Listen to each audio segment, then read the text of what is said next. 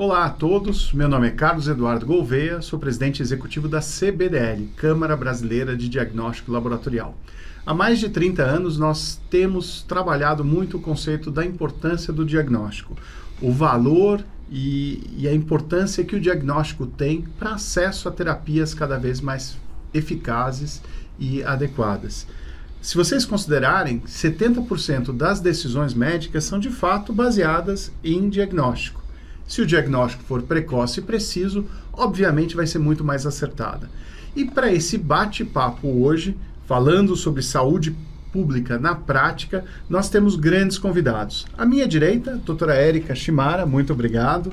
Érica é bióloga, diretora do Núcleo de TB do Instituto Adolfo Lutz e também coordenadora da Rede de Tuberculose do Estado de São Paulo.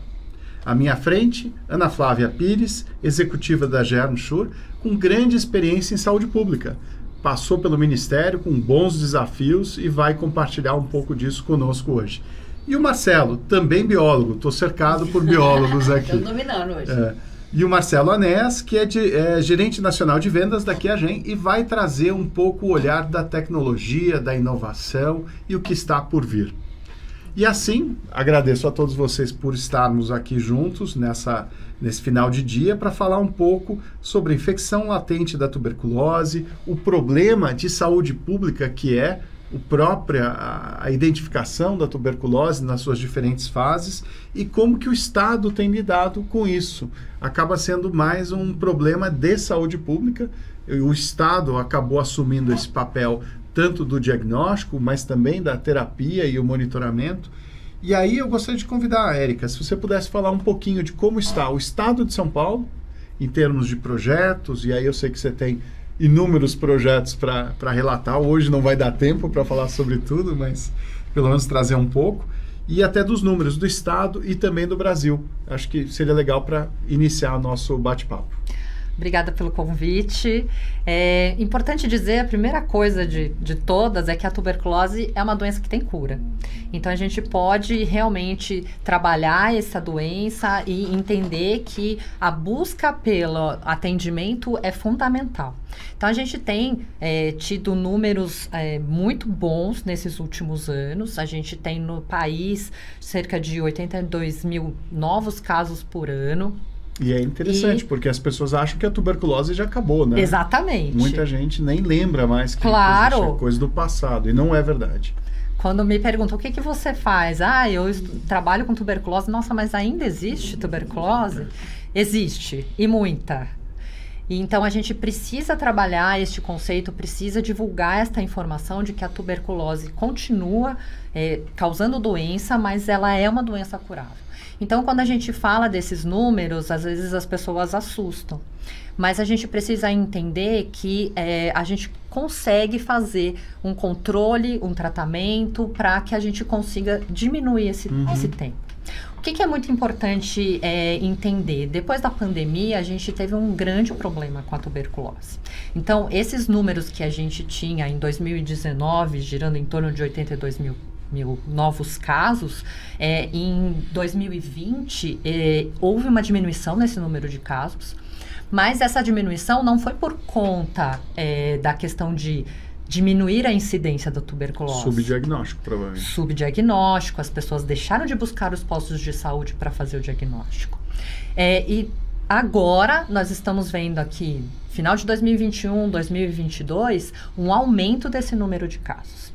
Uma coisa que tem assustado muito é que o número de mortes por tuberculose também aumentou. Então, isso é uma notícia que a gente vê da Organização Mundial da Saúde, da Organização Pan-Americana, e isso tem alertado muito a todos aqueles que trabalham com tuberculose. Então, o que acontece? Os especialistas já verificaram que houve um retrocesso neste controle por conta da pandemia. Então, a gente tem que buscar agora novas ferramentas, novas tecnologias, novas formas, né? Porque um processo de inovação não envolve somente uma tecnologia, envolve um processo, e é isso que a gente está buscando para poder voltar a, pelo menos, aqueles números que nós tínhamos há 2 anos atrás. Legal. E até é importante esclarecer, a tuberculose é uma micobactéria, né? E que se transmite de forma muito rápida pelo ar, né? Exatamente. O paciente que é doente, ele pode transmitir pela fala, pela tosse, por um espirro, a outra pessoa que esteja ali junto dele. Então, é muito importante entender esse processo de transmissão. Para tentar interromper. Para tentar interromper. Então, todo o nosso trabalho é interromper essa cadeia de transmissão. Quando a gente pensa que um paciente doente transmite para uma outra pessoa, o que que acontece? Essa outra pessoa, ela pode receber esse bacilo e a imunidade dela pode, vamos dizer assim, dar conta deste bacilo. No entanto, a imunidade não vai conseguir matar este bacilo. Esta situação é o que a gente chama de tuberculose latente. Então, é neste momento que nós estamos, os programas de tuberculose estão fortemente tentando controlar essa situação. Porque no momento em que a gente faz um tratamento de tuberculose latente, você evita com que a pessoa fique doente. E a pessoa doente é que vai fazer a transmissão. E tem isso, né, Érica, até para a gente complementar. Tem a tuberculose latente, tem a tuberculose ativa. Então, além de tudo, é complexo até dos profissionais de saúde muitas vezes entenderem, né? Os métodos de diagnóstico que existem, as diferenças de tratamento que existem, né? E eu acho que a ideia aqui é um pouco essa também, de trazer essa informação, né? A disseminar um pouco mais a informação sobre isso, né? Sobre a existência de uma tuberculose latente e agora, né, do Ministério está implementando uma nova tecnologia para fazer esse diagnóstico em um momento oportuno.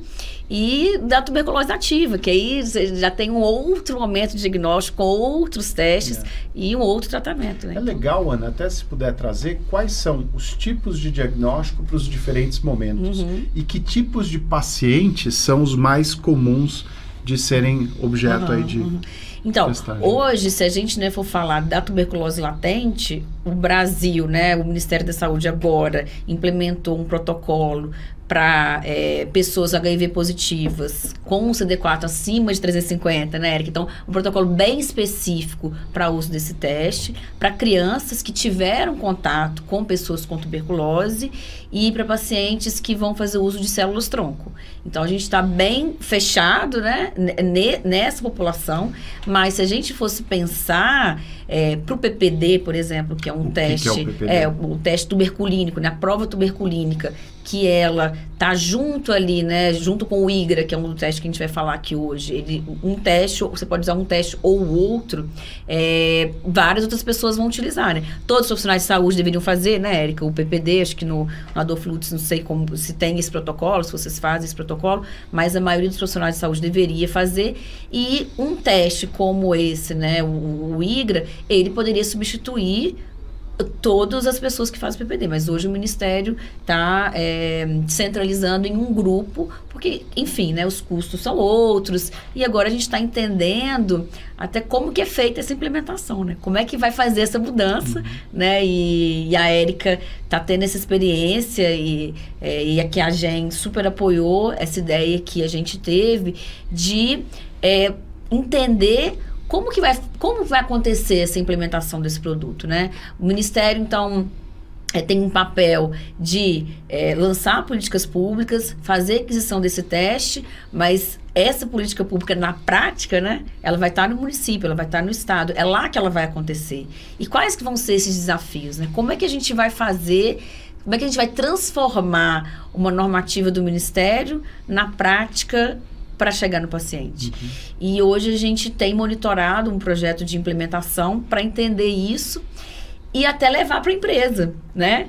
Quais são os desafios, né? Esse produto, ele está pronto, digamos assim, ele está realmente atendendo as necessidades e está chegando no paciente. E a Érica está com uma super experiência, né, dessa implementação e de, né, tantas outras que já teve, para a gente conseguir que o teste realmente chegue nas pessoas, né? Que é o que a gente almeja, né? Que isso realmente aconteça. E dos desafios, assim, se a gente puder, né, falar sobre isso, né? Desse novo desafio que você está passando agora, que é dessa implementação dessa rede, né? De implementação desse teste. Como é que foi para você, de cara, assim, chega no Ministério da Saúde, agora temos uma normativa nova, vamos fazer um novo diagnóstico com um novo teste. Como que o profissional de saúde que está lá dentro do laboratório recebe, na ponta, assim, né? na ponta? Como que ele recebe isso, assim, em desespero? Meu Deus, é mais um teste para eu fazer? Normalmente é mais um teste para eu fazer. E aí depois a gente vai ver como é que vai fazer. Na verdade, a gente tá até, assim, já é algo que a gente já recebe isso normalmente, porque nós realizamos tudo aquilo que é programado pelos programas dentro do Ministério da Saúde. Então, é meio que até normal e natural que a gente faça esse tipo de implementação. Só um ponto muito importante para a gente colocar aqui, a gente fala tuberculose latente, mas na verdade é tuberculose infecção. Isso já tem sido, a gente está tentando mudar essa nomenclatura, ótimo, porque acho o que vai ajudar. correto, o correto é a tuberculose infecção. Então, ou seja, você está positivo para essa infecção, isso. porém ela não se manifestou. Exatamente, tá? Então, é isso que o teste IGRA, que é a detecção da produção de interferon gama, né, que é essa sigla que a gente está falando, vai fazer. Ele vai detectar indiretamente se a pessoa possui aquele antígeno e se ela consegue produzir uma citocina, que é o interferon gama, que vai tentar fazer toda uma cadeia de imunidade. Então, essa é a ideia do teste do IGRA. Já a prova tuberculínica, na verdade, é a injeção intradérmica de um derivado proteico extraído da bactéria. E aí a gente vai ver em vivo, essa reação, e a gente faz a leitura da induração. E isso demora, né? Até a leitura é em 72 horas. E a pessoa, então, vai no posto de saúde, volta para casa, 3 dias depois ela tem que voltar. Isso, exato. Então, assim, o PPD que a gente faz, ele tem esse problema, né? Vamos dizer assim, uma desvantagem. Né?